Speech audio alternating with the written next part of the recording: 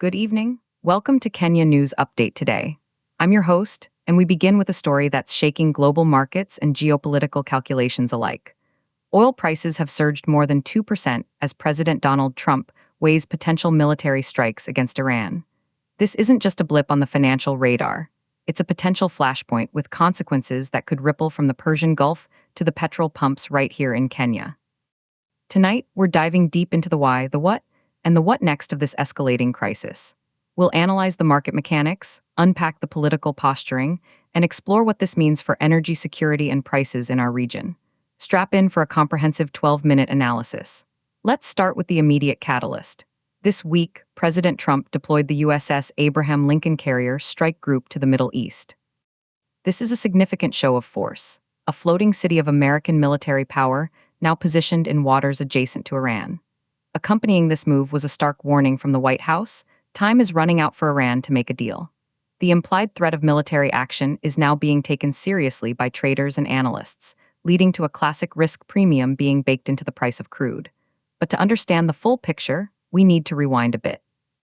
The backdrop here is the collapse of the 2015 nuclear deal, known formally as the Joint Comprehensive Plan of Action.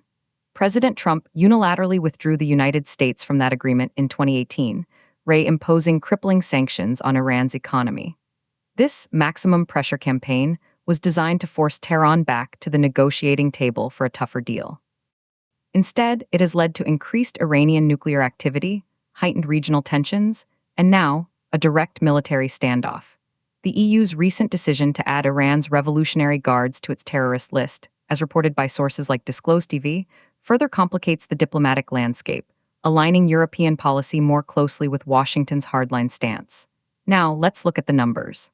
The market reaction on Thursday was swift and decisive. Brent crude, the global benchmark, jumped by 2.3%.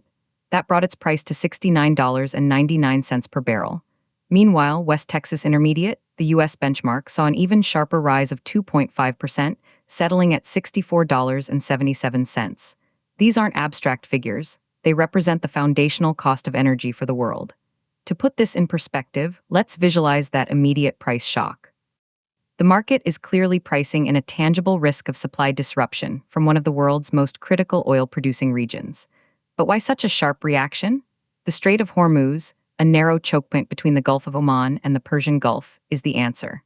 Approximately 20% of the world's seaborne oil passes through this narrow waterway, which is flanked by Iran.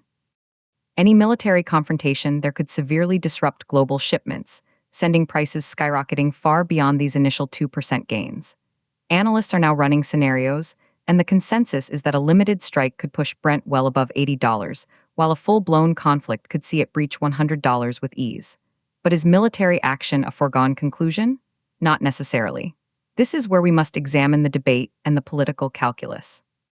On one side, you have voices like former U.S. Energy envoy Amos Hochstein, who told CNBC this week that it is more likely than not the U.S. will launch a strike. This perspective argues that the credibility of American deterrence is on the line, especially after years of what some see as Iranian provocations, from attacks on shipping to support for proxy militias across the Middle East. The deployment of the carrier group is seen not as a bluff, but as a preparatory step. However, there is a strong counter-argument. Critics warn that a military strike would be a catastrophic miscalculation. It could ignite a regional war, destabilize global energy markets for years, and cause immense human suffering. Furthermore, it could derail other foreign policy priorities. Notably, as reported by Disclosed TV, President Trump has stated that Russian President Vladimir Putin has agreed to a prisoner swap involving detained Wall Street Journal reporter Evan Gershkovich. Opening a new military front in Iran could complicate such delicate diplomatic maneuvers with Moscow. The internal debate in Washington is reportedly fierce, with Pentagon officials cautioning against escalation and more hawkish advisors pushing for a decisive response. Let's zoom out and consider the global energy context. The world is not as vulnerable to a Middle East supply shock as it was in the 1970s, but it's still highly exposed. The United States is now the world's top oil producer, thanks to the shale revolution. In theory, this should provide a buffer. However, U.S. shale oil is primarily light, sweet crude, and global refineries are configured for a diverse diet. A loss of heavier Iranian crude would still cause significant dislocation. Furthermore, global oil inventories are relatively low, and OPEC Plus, led by Saudi Arabia and Russia, has been maintaining production cuts to support prices. Their spare capacity, the oil they can turn on quickly in an emergency, is a critical factor. If conflict erupts, the world will look to Riyadh and its allies to pump more. But would they? And could they pump enough to offset a major disruption from Iran? The answers are uncertain, which is why the risk premium in the market is so pronounced. For net importers like Kenya, this is a direct threat to economic stability. Higher oil prices translate directly into higher costs for transportation, manufacturing, and electricity generation, fueling inflation and putting pressure on household budgets and national foreign reserves. Now, let's examine the potential ripple effects on Kenya and East Africa. Kenya imports all of its petroleum products. When the global benchmark price for Brent crude increases by $1, it has a measurable, almost immediate impact on our landing costs and ultimately, the pump price set by the Energy and Petroleum Regulatory Authority. The recent surge, if sustained, will almost certainly lead to higher fuel prices in the next monthly review. This comes at a particularly sensitive time. The government of President William Ruto is grappling with economic headwinds and has made stabilizing the cost of living a key priority. A sustained oil price shock could undermine those efforts, forcing tough choices between subsidizing prices, which strains the national budget, or passing costs to consumers, which risks public discontent. Furthermore, Kenya's ambitious development agenda, including infrastructure projects and the transition to cleaner energy, could face budget overruns if construction and transport costs rise sharply. The aviation sector, crucial for tourism, would also see its fuel bills spike. But there's another, more strategic layer to this for our region. East Africa is positioning itself as a new energy player, with major discoveries in Uganda and potential offshore gas in Tanzania and Mozambique. While these are long-term projects, a crisis in the Middle East underscores the global urgency for diversified energy supplies. It could accelerate investment in our regional resources. However, it also highlights our continued vulnerability in the short to medium term. The crisis is a stark reminder of the need to fast-track regional energy integration, develop renewable sources, and build strategic petroleum reserves as a buffer against such global shocks.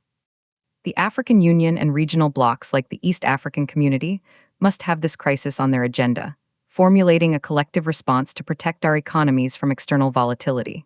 Returning to the immediate situation, what are the possible next moves? Diplomatic channels, though strained, are not completely dead. Back-channel communications via intermediaries like Oman or Qatar are possible.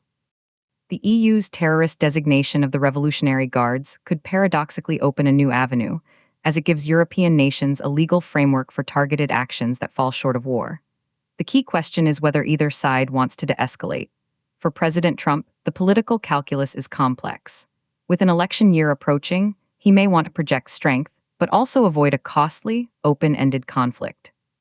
For Iran's leadership, facing internal economic pressure, the calculation is whether defiance or diplomacy better ensures the regime's survival. The market will remain on a knife edge, reacting to every tweet, every naval movement, every diplomatic statement. For traders, the volatility is an opportunity. For the rest of the world, it's a looming threat. In conclusion, the 2% rise in oil prices is more than a statistic. It's a barometer of fear. It measures the market's assessment of the risk that rhetoric between Washington and Tehran turns into reality. The deployment of the Abraham Lincoln Carrier Group is a powerful symbol, but the real battle is being waged in the corridors of power and on the trading floors of global commodities exchanges. The consequences of a miscalculation would be profound, affecting everything from global inflation to the daily commute of a Nairobi resident. As Kenya and Africa watch this unfold, the imperative is clear: to build resilience, diversify energy sources, and advocate for peaceful resolution on the world stage. The stability of our own economies may depend on decisions made thousands of miles away. That is the interconnected reality of our world today. For Kenya News Update Today, I'm your host. Thank you for watching. Subscribe to Kenya News Update Today for more in-depth analysis of the stories that shape our world and our nation.